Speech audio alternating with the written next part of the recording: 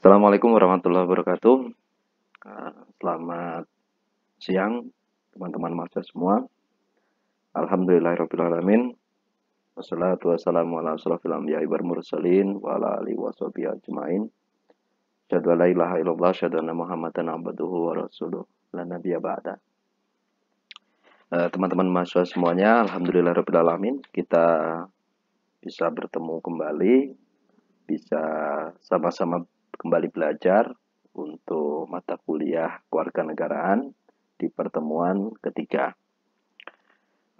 Teman-teman mahasiswa semua, semoga selalu senantiasa dalam keadaan sehat, sehingga dengan sehat itu teman-teman mahasiswa bisa menjalankan aktivitas, bisa belajar dengan nyaman, dengan tenang, dan sehingga apa yang diharapkan, apa yang dipahami bisa cepat ditangkap, gitu ya.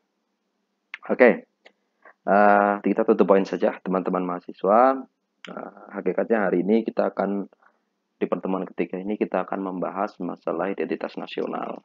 Ini kalau di buku sumber belajar yang saya share di grup WhatsApp itu ada di halaman 30 dan 35 tentang identitas nasional. Namun sebelum membahas tentang identitas nasional, saya pengen mereview dulu pertemuan kita yang kemarin berkaitan dengan negara dan sistem pemerintahan. Kemarin saya rasa ada beberapa hal yang belum maksimal saya jelaskan berkaitan dengan bentuk negara, bentuk pemerintahan, dan sistem pemerintahan. Oke, teman-teman semua, negara-negara di dunia ini, sekilas review untuk pertemuan minggu lalu sebelum kita ke materi yang baru. Negara-negara di dunia ini memiliki kekhasan atau keunikan bentuk negara, bentuk pemerintahan, dan sistem pemerintahannya masing-masing. Gitu. Sejarah perjuangan bangsa ini setiap negara, setiap kelompok masyarakat itu berbeda-beda. Sejarah perjuangan bangsa yang berbeda-beda itu, perjalanan hidup yang berbeda-beda itu akan menghasilkan suatu pola pemerintahan, suatu sistem pemerintahan yang berbeda-beda juga. Karena tadi cara berjuangnya beda, cara berkehidupannya beda, maka ketika mereka berdiri dalam suatu negara, maka mereka memiliki keunikan bentuk negara, bentuk pemerintahan, dan sistem pemerintahannya masing-masing. Artinya, dalam konteks ini tidak ada bentuk negara yang paling baik atau paling bagus, tidak ada bentuk pemerintahan yang paling baik atau paling bagus, dan tidak ada sistem pemerintahan yang paling baik dan ataupun paling bagus. Kenapa? Bentuk negara, bentuk pemerintahan atau sistem pemerintahan yang paling baik itu adalah ketika bentuk negara, bentuk pemerintahan atau sistem pemerintahan itu sama-sama disepakati oleh masyarakat, sama-sama dijalankan oleh masyarakat, gitu. Lahir dari masyarakat atau bangsanya. Nah, artinya ketika suatu bentuk pemerintahan, misalnya sebuah bentuk pemerintahan republik, itu akan baik dilaksanakan, akan menjadi suatu bentuk pemerintahan yang paling baik dilaksanakan dalam suatu negara ketika masyarakat, warga negara ataupun bangsa dalam sebuah negara itu mereka menyepakati, mereka menjalankan dengan baik. Nah, mereka menjalankannya dengan ikhlas, gitu. Mereka menyepakati tadi, gitu. Kalau Indonesia mau dibikin republik, karena memang sejarah perjuangan bangsanya atau memang kehidupan masyarakatnya dari masa penjajahan, kemudian masa kemerdekaan, itu masyarakatnya, bangsanya menyepakati bahwa atau dari perjalanan bangsanya itu mengamanahkan bahwa republiklah yang paling tepat diterapkan di Indonesia, gitu. Ini. Ketika Indonesia menjadi kerajaan, maka kita akan bubar, gitu. Kita akan bubar. Ini. Kenapa? Karena kita terdiri atas berbagai macam suku, agama, etnis, gitu ya. Yang setiap suku pun ada sub-sukunya masing-masing, memiliki bahasa yang berbeda-beda juga setiap suku. Maka ketika menggunakan sistem kerajaan, maka wilayah-wilayah di Indonesia ini akan berdiri sendiri-sendiri, akan merdeka sendiri-sendiri, akan membuat negara yang berbeda-beda, akan membuat negara sendiri-sendiri. Gitu. Nah, perjuangan bangsa Indonesia ketika ketika memperjuangkan kemerdekaan sehingga akhirnya merdeka, kemudian pada masa pasca kemerdekaan sampai saat ini, itu memang republik lah, bentuk pemerintahan republik yang bisa menyatukan orang-orang di Indonesia yang berbeda-beda agama, suku, kemudian etnik tadi. Nah, ini. Artinya memang Indonesia menggunakan pemerintahan republik itu karena sejarah perjuangan bangsanya menempatkan bentuk pemerintahan republik itu sebagai solusi mencegah perpecahan. Gitu. Ini dari perjalanan bangsa, perjalanan sejarahnya. Itu loh. Kita menggunakan kerajaan ketika Indonesia masih terpisah-pisah jadi wilayah yang berbeda-beda, menjadi kerajaan yang berbeda-beda. Singosari, Majapahit, Sriwijaya, Samudra Pasai, Demak. Ini. Itu akan menjadi kerajaan yang berbeda-beda. Ketika kita mengalami penjajahan, semua merasa senasib penanggungan, maka bentuk pemerintahan kerajaan atau monarki tadi tidak bisa diterapkan lagi. Kenapa? Karena tidak mewakili rasa senasib penanggungan tadi. Untuk mewakili rasa senasib penanggungan, maka bentuk pemerintahan yang paling tepat dilaksanakan adalah republik. Karena untuk menyatukan wilayah-wilayah Indonesia yang berbeda-beda tadi. Atau masyarakat Indonesia yang berbeda-beda tadi. Nah, oke, kita ke bentuk negara. Kemarin sudah saya jelaskan, dan saya akan memperdalam sedikit. Pertama, bentuk negara unitaris atau negara kesatuan. Negara unitaris atau negara kesatuan itu adalah sebuah negara yang pemerintahannya atau negaranya terdiri atas pemerintahan pusat dan pemerintahan daerah, di mana pemerintahan pusat itu memegang kekuasaan tertinggi, ya, memegang kekuasaan tertinggi dengan berbagai macam aturan-aturan yang dibuat, dengan kekuasaan yang ada, dan pemerintah di daerah itu sebagai kekuasaan yang berada di bawah pemerintahan pusat. Ini. Walaupun gubernur atau presiden sama-sama dipilih langsung oleh rakyat, tetapi kekuasaan tertinggi tetap di tangan presiden. Nah, tetap di tangan kepala negara. Nah, ini bentuk negara kesatuan. Contohnya kita Indonesia. Ini. Nah, di Indonesia itu menggunakan sistem sisa atau bentuk negara kesatuan. Kenapa? Pemerintahan pusat yang ada di Jakarta itu memiliki kekuasaan tertinggi. Ya. Walaupun memiliki pemerintahan daerah, tapi pemerintahan daerah ini berada di bawah kekuasaan pemerintahan pusat. Ini. Walaupun ada otonomi yang diberikan oleh pemerintahan daerah di bawahnya, maka otonomi itu tidak menghilangkan hal-hal yang berkaitan dengan kekuasaan pemerintahan pusat. Gitu. Misal, ketika presiden mengeluarkan peraturan presiden, misalnya, artinya mengeluarkan peraturan presiden, misal tentang undang-undang peraturan presiden nomor 8 tahun 2012 misalnya, tentang KKNI atau kurikulum kerangka kualifikasi nasional Indonesia. Maka seluruh perguruan tinggi yang ada di Indonesia, dimanapun dia berada, di provinsi manapun dia berada, maka harus ikut harus tunduk pada peraturan presiden yang dibuat tadi. Ini. Undang-undang hukum pidana, undang-undang hukum perdata. Artinya peraturan perundang-undangan, ya, itu merujuk pada peraturan perundang-undangan yang dibentuk oleh pemerintah pusat. Ini dibentuk oleh pemerintah pusat. Pemerintah pusat membuat undang-undang ITE, undang-undang transaksi informasi dan transaksi elektronik, misalnya. Maka undang-undang itu berlaku untuk seluruh wilayah di Indonesia, berlaku untuk seluruh pemerintah daerah di Indonesia. Ini. Atau dari segi personil atau alat-alat kelengkapan negara. Lihat kepolisian negara Republik Indonesia.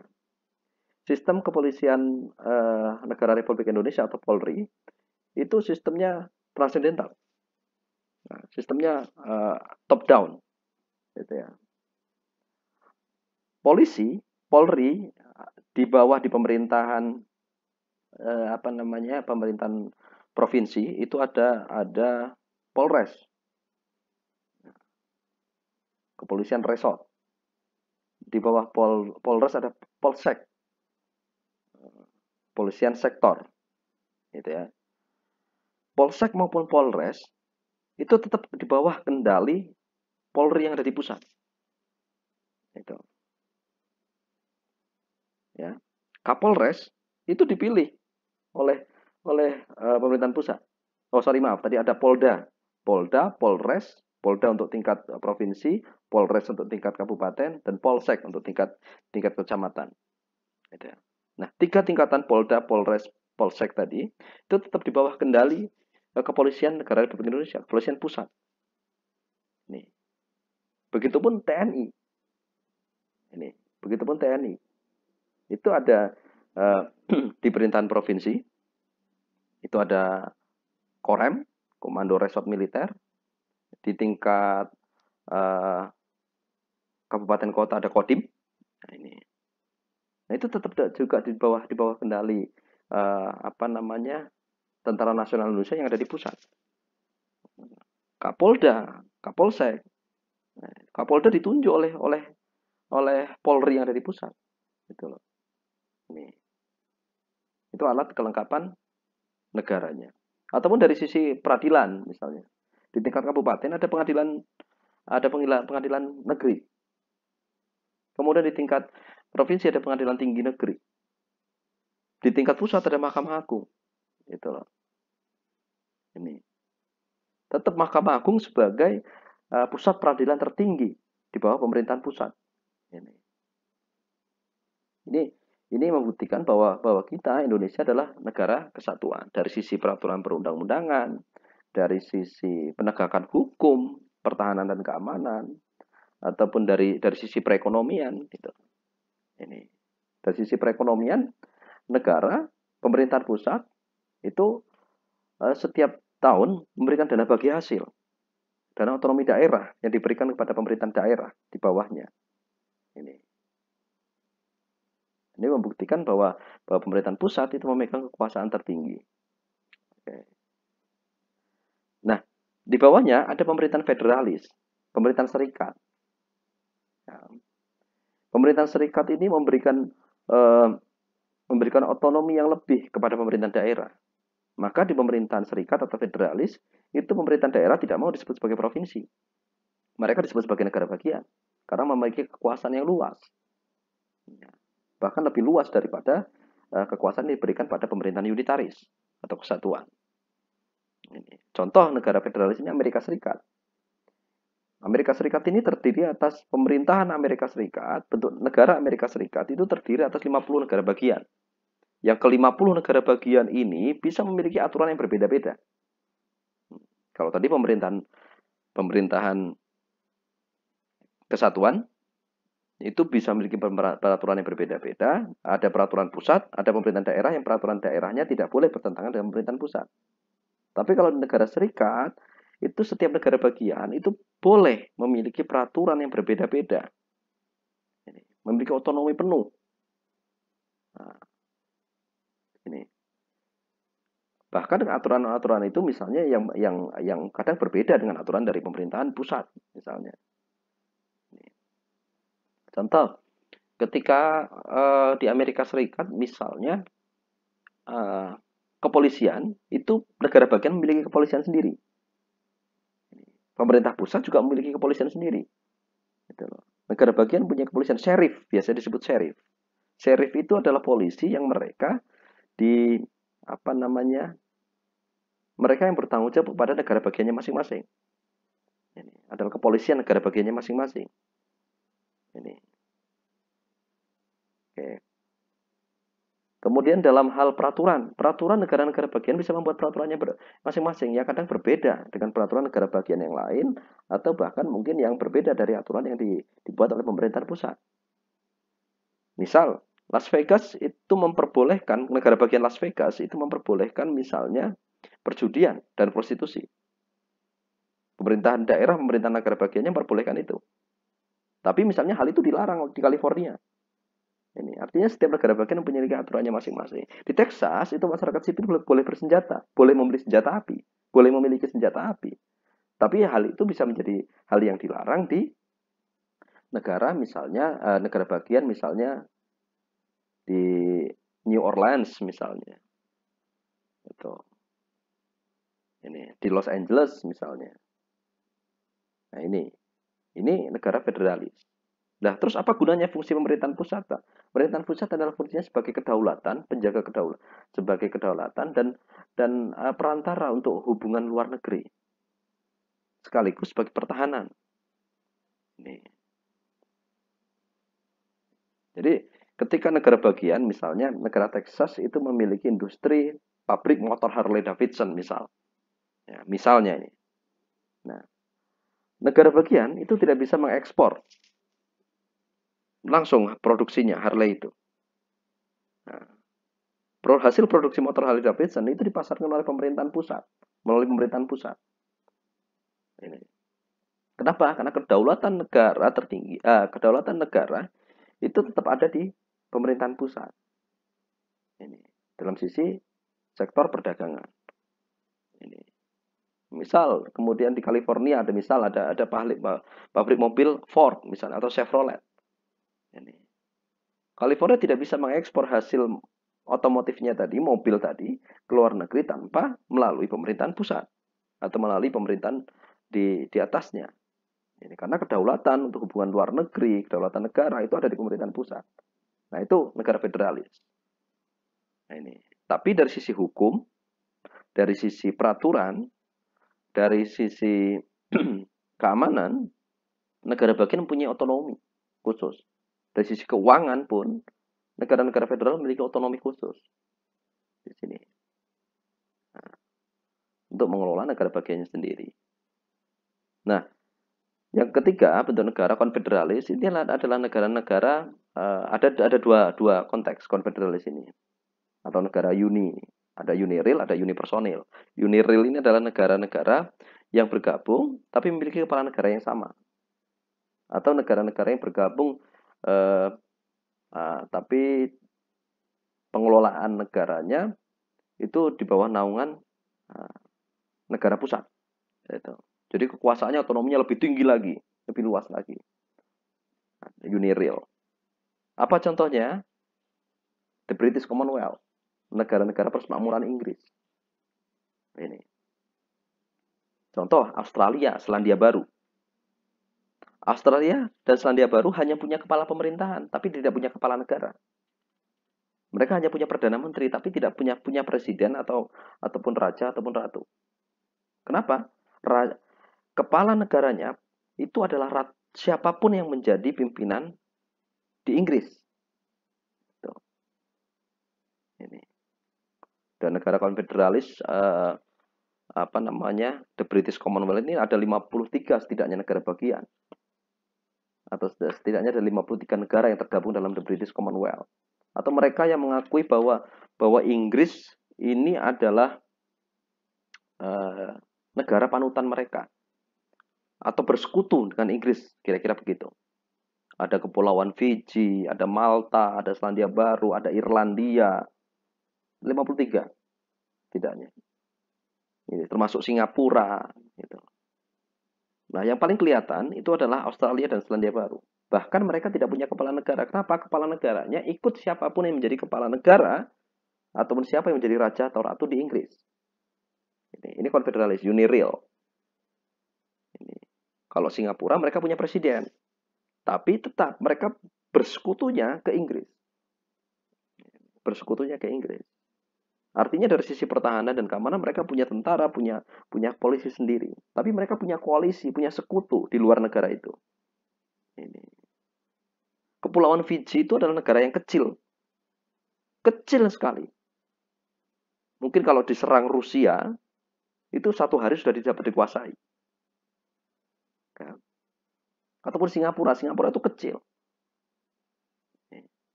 Kalau misalnya diserang oleh misalnya Amerika atau Rusia, itu mungkin sehari, nggak nyampe sehari, setengah hari sudah dapat dikuasai. Dibom sekali ya, bom itu selesai pusat. Gitu. Tapi nggak ada yang berani berselisih dengan Singapura.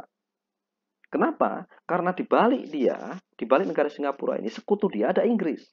Dan sekutu Inggris itu ada 53 negara. Ini. yang tergabung dalam the British Commonwealth. Gitu. Ini.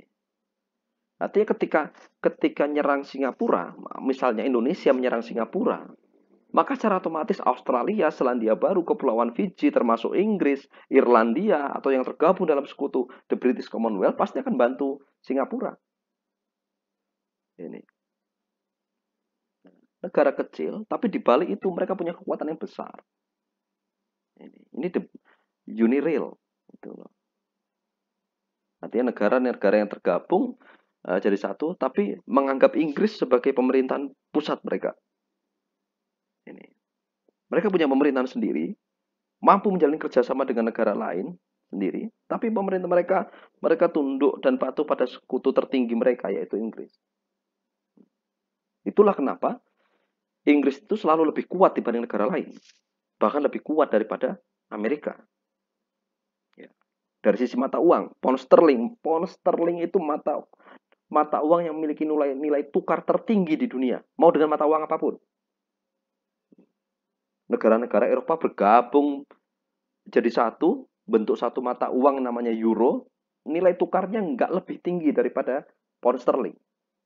Kenapa? Mata uang pound sterling itu didukung oleh mata uang negara-negara persemakmuran yang ada di bawah Inggris. Maka wajar nilai tukar mata kuliah pound sterling itu adalah tertinggi di dunia. Ini.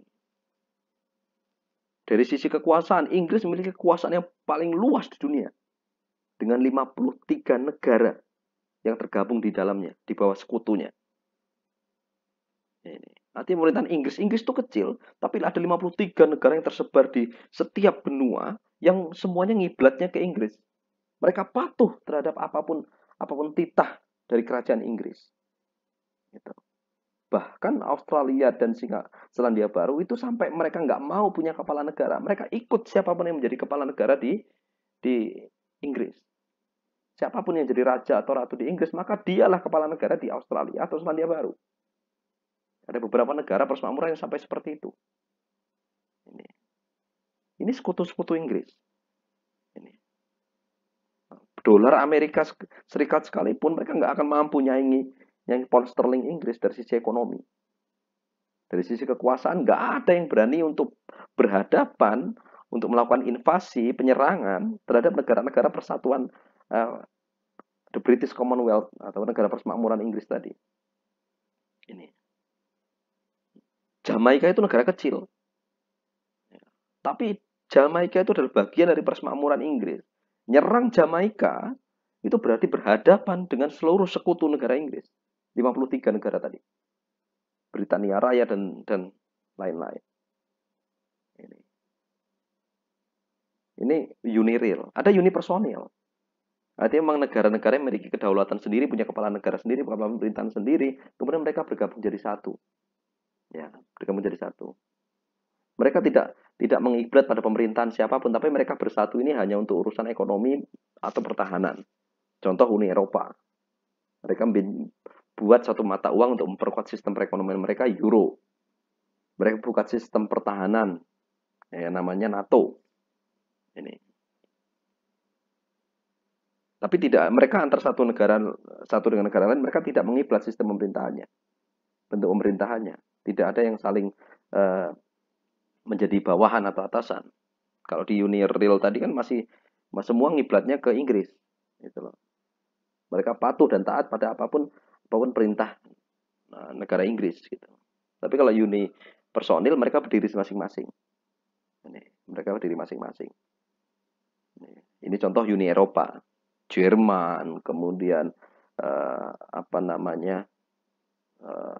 Portugal, Spanyol, kemudian Swedia. Itu mereka bersepakat untuk membuat suatu uni namanya Uni Eropa. Tujuannya adalah memperkuat sistem perekonomian. Tujuannya adalah untuk memperkuat sistem pertahanan. Tapi tetap dengan urusan pemerintahnya masing-masing sendiri, tidak saling mempengaruhi satu sama lain, saling tidak terpengaruh.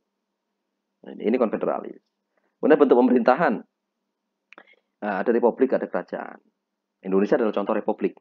Pokoknya yang ketika presiden dipilih dalam masa jangka waktu tertentu, dan setiap warga negara memiliki hak untuk memilih dan dipilih, maka itu republik. Tapi kalau pemerintahan kerajaan ini misalnya Thailand misalnya, Malaysia itu misalnya, itu sistemnya monarki, di mana kepala negaranya adalah seorang raja yang turun temurun atau dipilih berdasarkan keturunan. Ini kalau di Malaysia ada yang di Pertuan Agung namanya. Kalau di Thailand ada raja. Inggris ini termasuk dalam bentuk kerajaan. Karena siapapun yang menjadi putra mahkota itu akan menjadi raja di Inggris yang membawai 53 negara di bawahnya. Ini Uni Real. Kemudian sistem pemerintahan ada presidensil, parlementer, campuran. Ketika kepala negara dan kepala pemerintahan dijabat oleh satu orang, maka itu presidensil. Kepala negara, kepala pemerintahan dijabat oleh satu orang, dan DPR atau parlemennya mereka tidak ikut campur dalam urusan pemerintahan, mereka hanya melakukan pengawasan. Nah, ini, maka itu presidensil. Parlementer kalau kepala negara, kepala pemerintahan dipegang oleh orang yang berbeda. Kepala pemerintahannya biasanya disebut sebagai Perdana Menteri. Maka itu parlementer. Di mana DPR atau parlemen itu yang bertanggung jawab pada urusan pemerintahan. Kepala negara hanya sebagai simbol saja. Dan yang terakhir, pemerintahan campuran. Nah, pemerintahan campurannya ada dua. Ada kuasi presidensil, ada kuasi parlementer.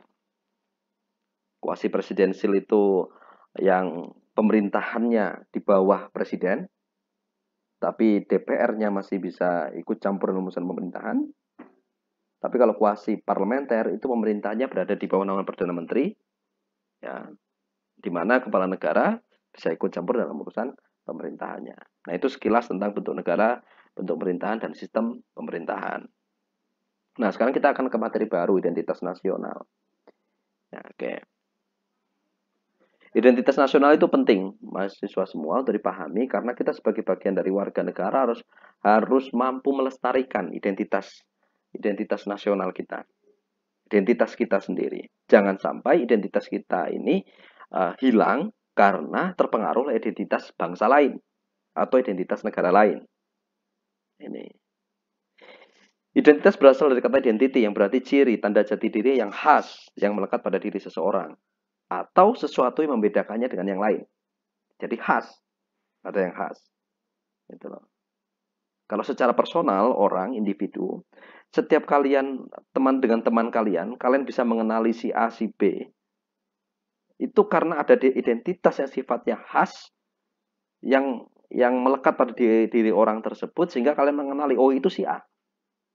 Ini bisa dari suara, bisa dari bentuk muka, atau tanda-tanda tertentu. Ada misalnya ada tai lalat, ada apa namanya, ada bekas luka, bentuk rambut dan segala macamnya, bentuk tubuh dan segala macamnya. Itu jati diri yang sifatnya khas atau dari sifat ini, ya, baik yang fisik ataupun non fisik. Itu identitas. Pokoknya apapun yang menjadi tanda yang itu sifatnya khas, yang melekat pada diri seseorang. Oke. Kata nasional dalam identitas nasional merupakan identitas atau ciri khas yang melekat pada sekelompok orang. Ya, yang lebih besar yang diikat oleh kesamaan fisik, budaya, agama, bahasa, ataupun non-fisik seperti keinginan dan cita-cita. Jadi kalau tadi sifatnya yang khas sifatnya seseorang, sifatnya melekat pada individu itu identitas. Tapi ketika sekelompok orang banyak, sebuah bangsa, sebuah masyarakat yang mereka memiliki kesepakatan bersama, mempunyai ikatan bersama berdasarkan budaya, agama, atau bahasa, atau bahkan mungkin berdasarkan cita-cita bersama, yang memiliki cita-cita bersama, ya. Yang dari cita-cita bersama itu, yang dari kesamaan budaya agama itu melahirkan sebuah sesuatu yang khas, maka itu disebut sebagai identitas nasional. Oke. Itu seperti identitas nasional. Sekelompok masyarakat yang misalnya bercita-cita menciptakan perdamaian, kesejahteraan, menciptakan sebuah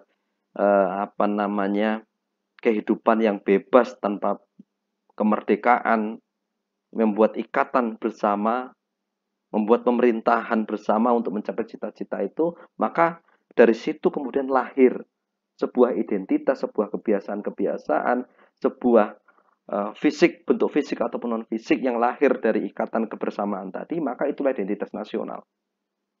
Ini.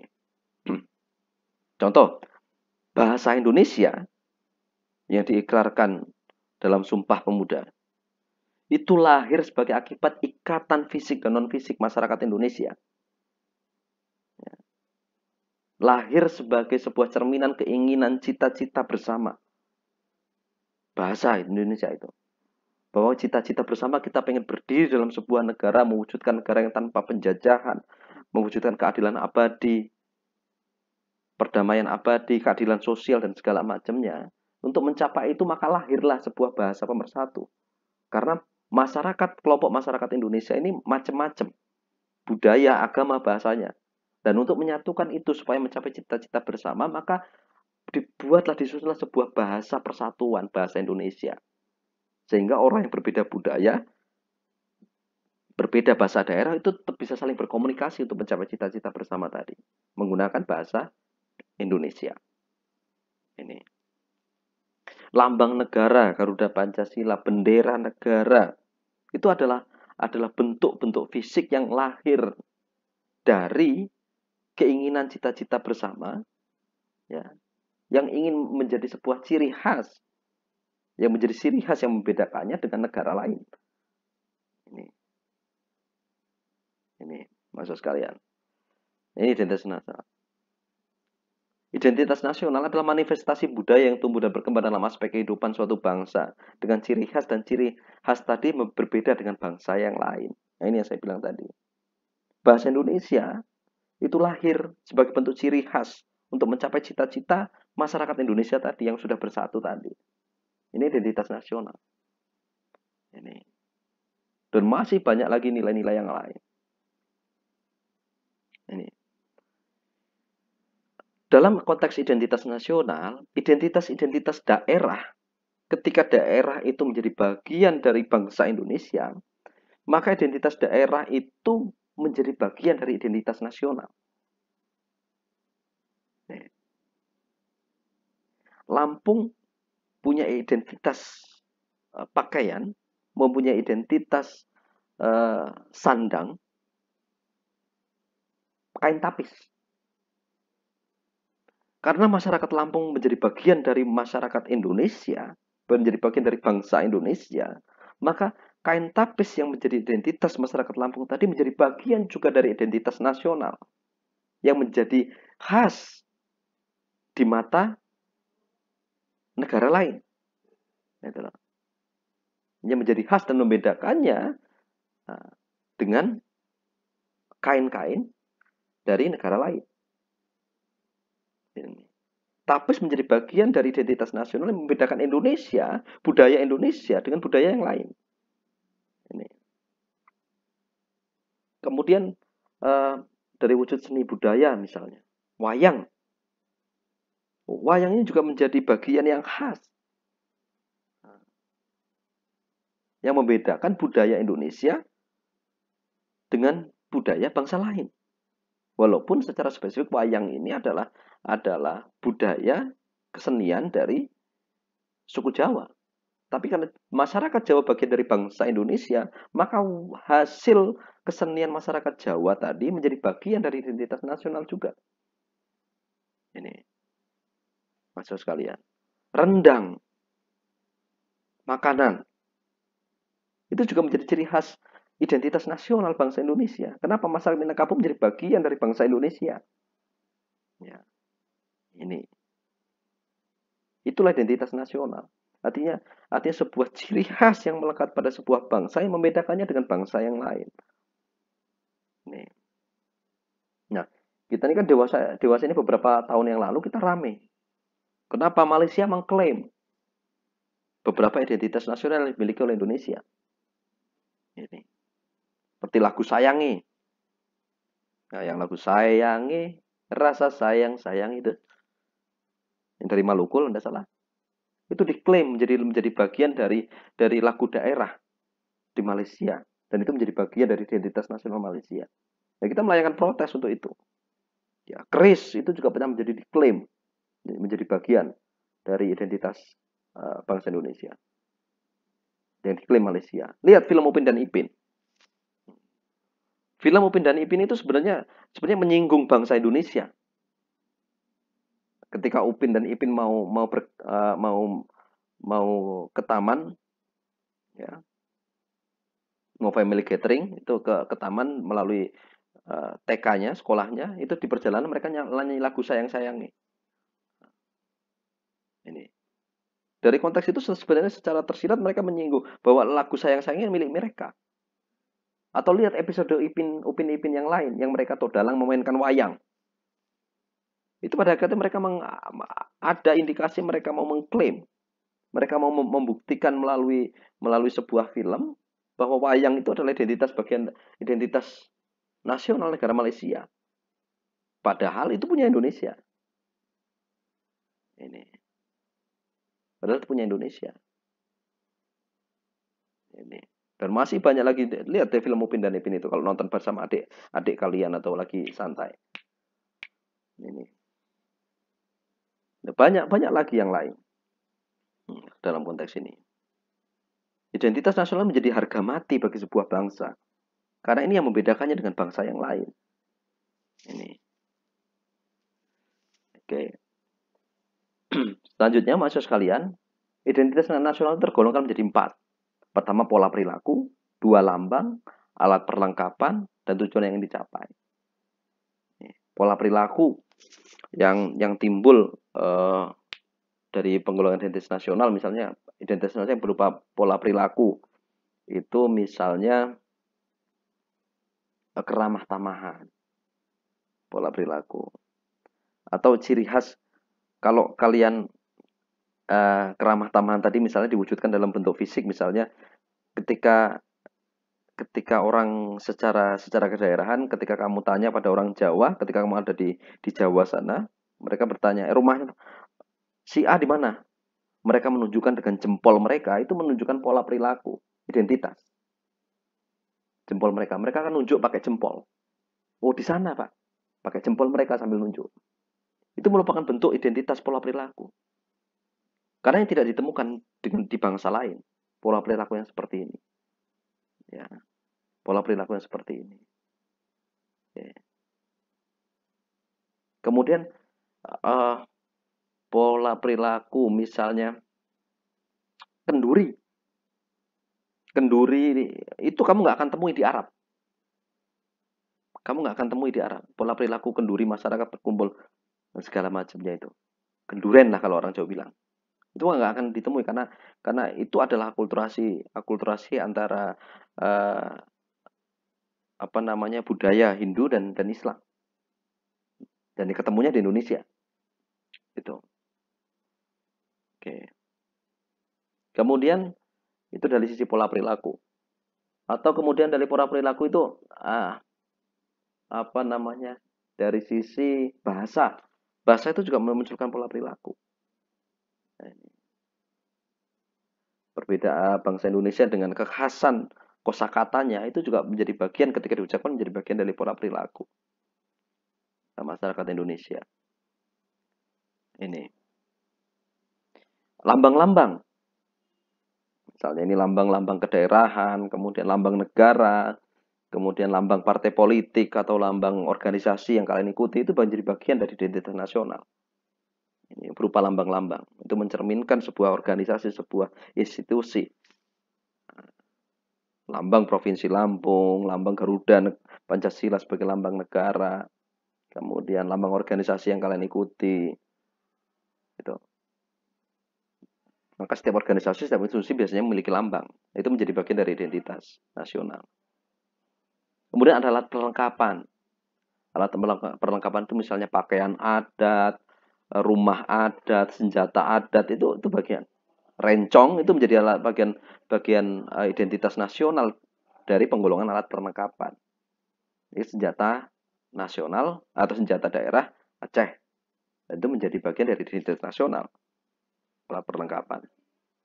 Rumah adat Lampung, rumah adat Sesat Nubala, kemudian ada rumah joglo, itu menjadi bagian dari alat perlengkapan identitas itu.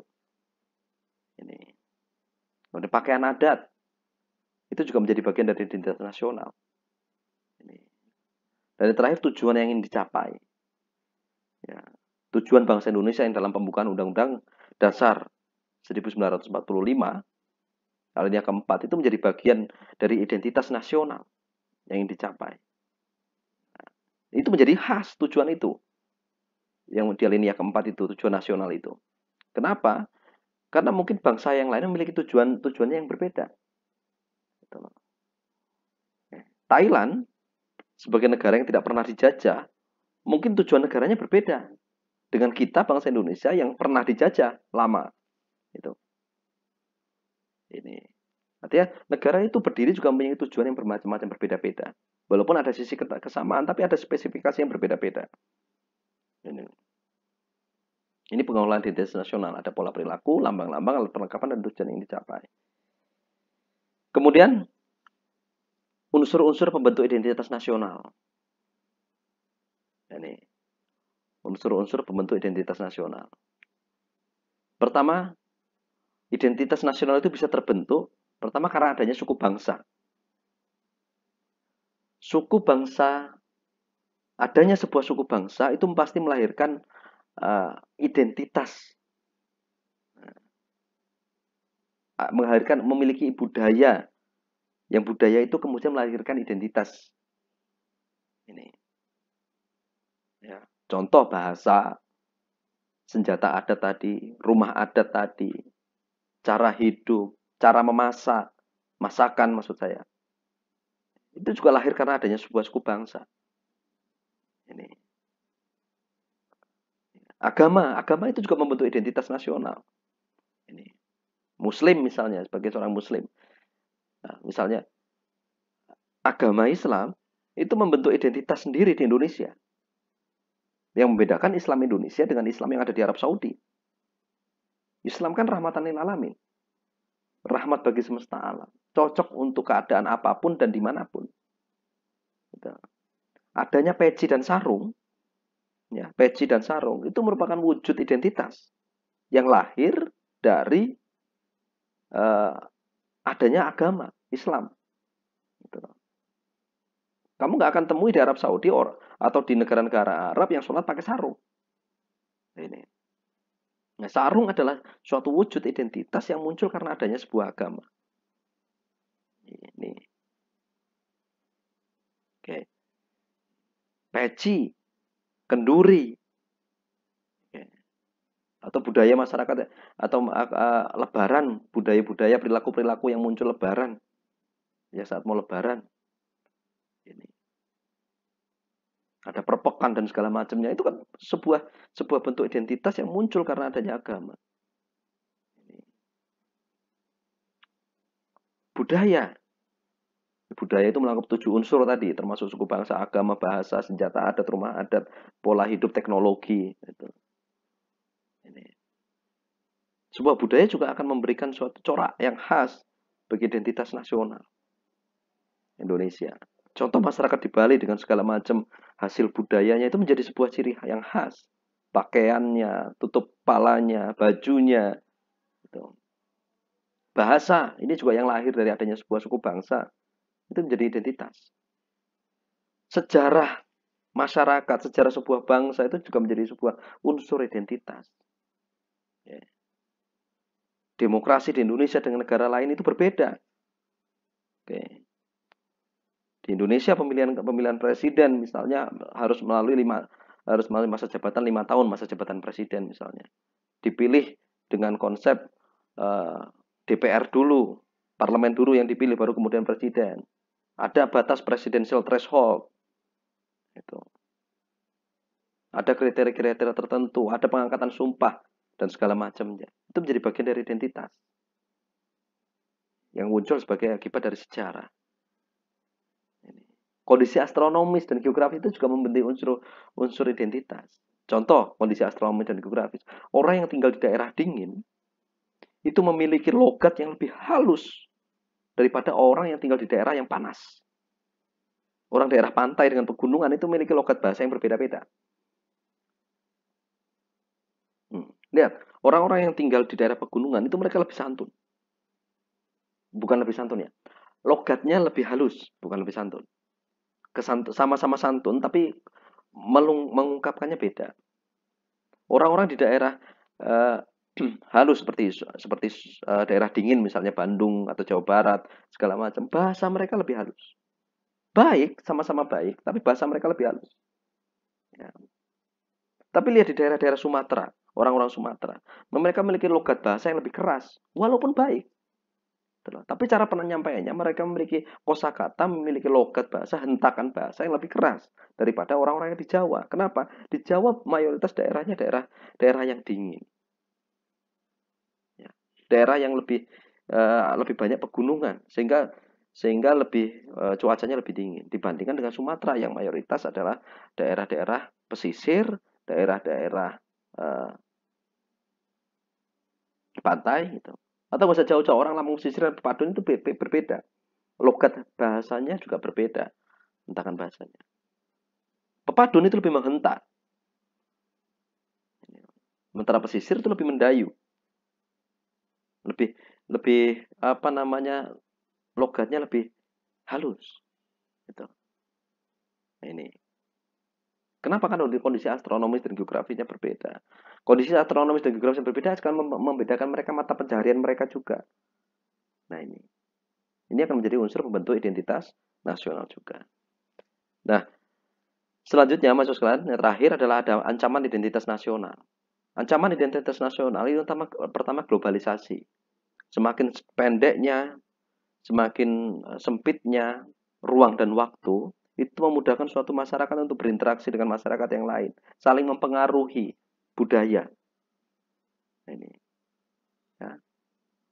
Adanya alat-alat telekomunikasi sebagai bentuk modernisasi itu akan memudahkan orang untuk mengetahui budaya, mengetahui kondisi budaya masyarakat lain. Dengan diketahuinya budaya masyarakat orang lain, maka akan saling mempengaruhi. Ada sebuah budaya masyarakat yang baik menurut mereka tapi tidak baik untuk menurut budaya masyarakat lain. Nah, ketika ini saling mempengaruhi, maka itu bisa menjadi ancaman bagi identitas nasional bagi kedua belah pihak. Ini. Oke. Contoh, bagi masyarakat Eropa, mereka berjemur di pantai, mohon maaf menggunakan bikini dan segala macam, itu sebuah hal yang wajar. Cara berpakaian mereka seperti itu. Ketika mereka pergi ke daerah tropis, kemudian mereka berjemur di pantai. Kenapa? Karena mereka 4 musim. Mereka rindu dengan sinar matahari. Ya. Maka mereka berjemur. Ya. Ada kebiasaan seperti itu. Yang menggunakan bikini, yang bisa dilihat yang di tempat umum lah kira-kira seperti itu. Tapi itu di Indonesia itu menjadi hal yang tabu yang dilakukan oleh masyarakat Indonesia seharusnya. Ya. Kenapa? Karena itu bukan menjadi budaya masyarakat Indonesia yang memamerkan aurat seperti itu. Apapun agamanya. Nah, kemudian tapi kalau budaya berjemur di pantai dengan menggunakan bikini tadi mempengaruhi masyarakat Indonesia yang budayanya ketimuran, itu akan menjadi ancaman bagi identitas nasional, menjadi ancaman bagi kesopan santunan, etika. Ini globalisasi, modernisasi, semakin canggihnya teknologi, peralatan ini tuh dan segala macamnya, maka modernisasi ini akan memicu ancaman bagi identitas nasional. Adanya HP dengan segala macam perangkat aplikasinya itu juga mempengaruhi. Lihat bagaimana Instagram mempengaruhi gaya hidup masyarakat Indonesia. Lihat TikTok mempengaruhi gaya hidup masyarakat Indonesia. Lihat bagaimana Facebook, bagaimana aplikasi-aplikasi yang lain yang selain memiliki dampak positif, mereka mempunyai dampak negatif yang mempengaruhi kehidupan masyarakat Indonesia. Ya. Karena aplikasi-aplikasi itu kemudian mereka melihat orang-orang dari negara lain yang mereka lebih putih kulitnya daripada kita, kemudian kita mengidolakan, yang kemudian mati-matian membuat badan kita lebih putih, suntik putih, pakai lulur, pakai hand lotion atau segala macamnya lah itu. Ini. Bersyukurlah kita dengan kulit kita yang sekarang gitu loh. Gak usah dibuat lebih putih, gak usah dibuat lebih hitam, alamiah saja. Mereka orang-orang yang berkulit putih mati-matian mereka pengen menghitamkan badan mereka, pengen menggelapkan kulit mereka. Kalau kita menggunakan lotion pemutih, kalau mereka menggunakan lotion penggelap kulit. Ini dampak modernisasi. Lihat bagaimana anak muda kita sekarang bergaya ala K-pop. Rambutnya bentuk ini, sontek hidung, sontek botox dan segala macamnya itu. Itu dampak modernisasi. Ini. Kemudian yang ketiga, perkembangan ideologi dunia. Ideologi dunia yang berkembang, ideologi di Pancasila kemarin ada ideologi liberal, ideologi terbuka, tertutup, liberal, komunis, agama, itu juga mempengaruhi identitas nasional kita. Ideologi komunis itu mempengaruhi perkembangan kebijakan yang dibuat oleh negara. Ini kita juga terpengaruh oleh itu. Liberalisme di Amerika Serikat itu sangat mempengaruhi di Indonesia. Lihat masyarakat Indonesia, kebebasan itu membuat orang menjadi lebih individualis, lebih mementingkan kehidupannya sendiri. Kebebasan itu membuat mereka acuh tak acuh pada orang lain.